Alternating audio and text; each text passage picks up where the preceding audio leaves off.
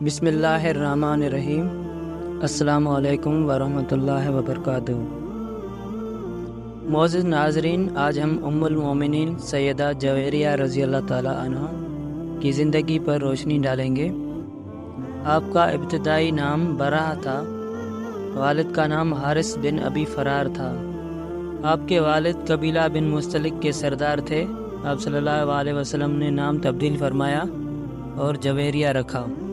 آپ کا نکاح اپنے قبیلے کے ایک شخص مصافح بن صفوان سے ہوا تھا۔ مصافح اور آپ کا باپ دونوں اسلام دشمن تھے۔ مصافح کفر کی حالت میں قتل ہوا۔ آپ کے والد حارث نے قریش کے اشارے پر مدینہ منورہ پر حملے کی تیاریاں شروع کر دیں۔ حضرت صلی اللہ علیہ وسلم کو یہ اطلاع ملی کہ بنی مستلق کے سردار حارث نے مسلمانوں پر حملہ کر دیا ہے۔ مسلمانوں پر حملہ کرنے کے لیے بہت سی فوج جمع کر لی ہے۔ اطلاع ملنے پر نبی کریم صلی اللہ علیہ وسلم نے صورتحال معلوم کرنے کے لیے حضرت بریدہ بن حصیب رضی اللہ تعالی عنہ کو بھیجا۔ انہوں نے واپس آ کر بتایا کہ خبر درست ہے۔ اس پر آپ صلی اللہ علیہ وسلم صحابہ کرام کو لے کر قبیلہ بنی مستلق کی طرف روانہ ہوئے۔ راستے میں بہت سے منافق بھی لشکر میں شامل ہو گئے۔ یہ لوگ مال غنیمت کے لالچ میں شامل ہوئے تھے۔ اس سے پہلے اتنی تعداد میں منافق کبھی اسلامی لشکر میں شامل نہیں ہوئے تھے۔ آپ صلی اللہ علیہ وسلم نے مدینہ منورہ میں سیدنا زید بن حارثہ رضی اللہ تعالی عنہ کو اپنا قائم مقام مقرر فرمایا اور ازواج میں سے سیدہ عائشہ رضی اللہ تعالی عنہ اور سیدہ ام سلمہ رضی اللہ تعالی عنہ کو ساتھ لیا۔ یہ لشکر 2 شعبان 5 ہجری کو روانہ ہوا۔ آپ صلی اللہ علیہ وسلم بہت تیز رفتاری سے سفر کرتے ہوئے اچانک دشمن پر حملہ آور ہوئے۔ اس وقت وہ لوگ اپنے مویشیوں کو پانی پلا رہے تھے۔ حملے کی تاب نہ لا سکے۔ ان کے 10 مرد قتل ہوئے، باقی مرد، عورتیں اور بچے گرفتار کر لیے گئے۔ مال اور اسباب لوٹ لیا گیا۔ 2000 اونٹ اور 5000 بکریاں مسلمانوں کے ہاتھ لگیں۔ 200 گھرانے قید ہوئے۔ انہی قیدیوں میں سردار حارث کی بیٹی برہا بھی تھی، یعنی حضرت جویریہ رضی اللہ تعالی عنہ۔ جب مال غنیمت تقسیم کیا گیا تو سیدہ جویریہ رضی اللہ تعالی عنہ ثابت بن قیس رضی اللہ تعالی عنہ کے حصے میں آئیں۔ آپ نے حضرت ثابت رضی اللہ تعالی عنہ سے فرمایا، آپ مجھ سے مکاتبت کر لیں، مطلب یہ کہ کوئی رقم طے کر لیں، میں وہ ادا کر دوں تو مجھے آزاد کر دیں۔ حضرت ثابت بن قیس رضی اللہ تعالی عنہ نے 4 اوقیہ سونے پر مکاتبت کر لی۔ آپ کے پاس اتنا سونا نہیں تھا۔ آپ حضور صلی اللہ علیہ وسلم کی خدمت میں حاضر ہوئیں۔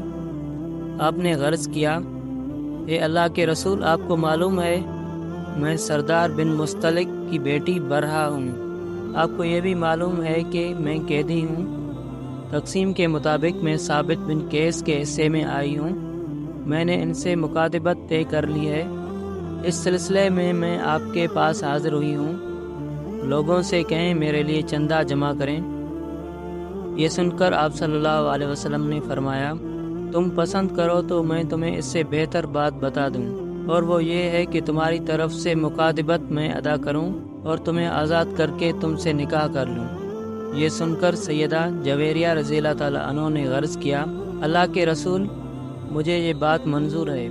اس بات کے طے ہونے کے بعد سیدہ کا باپ حارث بھی اس سلسلے میں آپ صلی اللہ علیہ وسلم کی خدمت میں حاضر ہوا اور کہا، میں قبیلہ بنی مستلق کا سردار ہوں، اس لیے میری بیٹی کنیز بن کر نہیں رہ سکتی، آپ اسے آزاد فرما دیں۔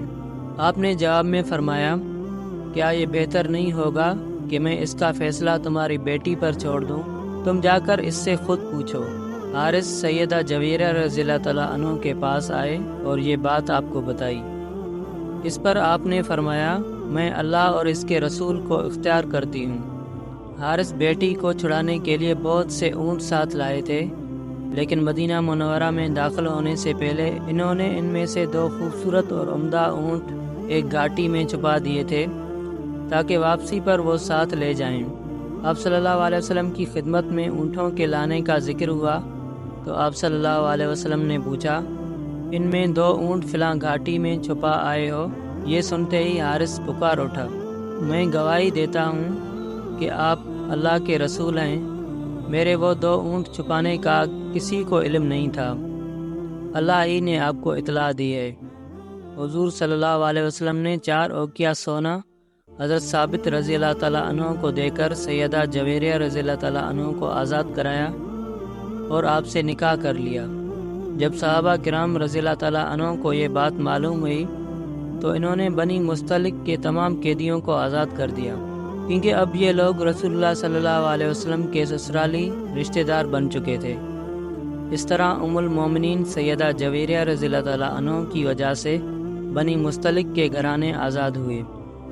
ام المومنین سیدہ عائشہ صدیقہ رضی اللہ تعالیٰ عنہ فرمایا کرتی تھیں، میں نے جویریہ سے زیادہ کسی عورت کو اپنے خاندان کے حق میں بابرکت نہیں دیکھا، جن کی وجہ سے ایک دن میں اتنے گھرانے آزاد ہوئے ہوں۔ سیدہ جویریہ رضی اللہ تعالیٰ عنہ فرماتی ہیں، آپ صلی اللہ علیہ وسلم نے حملہ آور ہونے سے 3 رات پہلے میں نے خواب میں دیکھا تھا کہ چاند یثرب سے چلا آ رہا ہے اور آ کر میری گود میں گر گیا ہے۔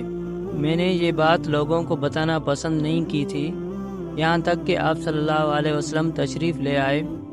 جب ہم قیدی بن گئے تو اس وقت مجھے اس خواب کے پورا ہونے کی امید ہو چکی تھی، چنانچہ آپ صلی اللہ علیہ وسلم نے مجھے آزاد کر کے اپنی ازواج مطہرات میں شامل کر لیا۔ آپ کا انتقال ربیع الاول 50 ہجری میں ہوا۔ مدینہ منورہ کے گورنر مروان بن حکم نے آپ کی نماز جنازہ پڑھائی، آپ کو جنت البقیع میں دفن کیا گیا۔ انتقال کے وقت آپ کی عمر 65 برس تھی۔ ایک اور روایت کے مطابق آپ کی عمر 70 سال تھی۔ جس وقت آپ حضرت صلی اللہ علیہ وسلم کی زوجیت میں آئیں، اس وقت عمر 20 سال تھی۔ آپ سے صرف چند احادیث روایت کی گئی ہیں۔ آپ نے بہت زاہدانہ زندگی گزاری، بہت عبادت گزار تھیں۔ ایک صبح حضرت صلی اللہ علیہ وسلم آپ کو مصلی پر چھوڑ کر گئے، دوپہر کے قریب واپس تشریف لائے تو آپ اسی طرح بیٹھی نظر آئیں، یعنی اس وقت سے اس وقت تک ذکر میں مشغول رہی تھیں۔ ایک جمعہ کو رسول اللہ صلی اللہ علیہ وسلم ان کے گھر تشریف لائے تو آپ روزے سے تھیں۔ سیدہ جویریہ رضی اللہ تعالیٰ عنہ فرماتی ہیں، ایک روز رسول اللہ صلی اللہ علیہ وسلم میرے پاس تشریف لائے، صبح کا وقت تھا، میں تسبیح میں مشغول تھی۔ پھر آپ دوپہر کے وقت تشریف لائے، میں اس وقت بھی تسبیح میں مشغول تھی۔ مجھے اسی حالت میں بیٹھی پا کر آپ نے ارشاد فرمایا، کیا تم صبح سے اسی طرح بیٹھی ہو؟ میں نے جواب دیا، جی ہاں۔ آپ صلی اللہ علیہ وسلم نے فرمایا، میں تمہیں کچھ ایسے کلمات نہ سکھا دوں جو وزن میں اس تمام تسبیح کے برابر ہوں گے جو تم ابھی پڑھ چکی ہو؟ وہ کلمات یہ ہیں، سبحان اللہ عدد خلقہ، سبحان اللہ زنت عرشہ، سبحان اللہ رضا نفسہ، سبحان اللہ مداد کلماتہ۔ حضور نبی کریم صلی اللہ علیہ وسلم کو آپ سے بہت محبت تھی۔ ایک مرتبہ آپ ان کے گھر تشریف لائے اور پوچھا، کچھ کھانے کو ہے؟ آپ نے فرمایا، میری کنیز کو کسی نے صدقے کا گوشت دیا تھا، وہی کھا رہی ہے۔ آپ نے ارشاد فرمایا، وہی لے آؤ، کیونکہ صدقہ جسے دیا گیا تھا اسے پہنچ گیا ہے۔ تاریخ کی کتابوں میں آپ کے بہت کم حالات ملتے ہیں۔ اللہ کی آپ پر کروڑوں رحمتیں نازل ہوں۔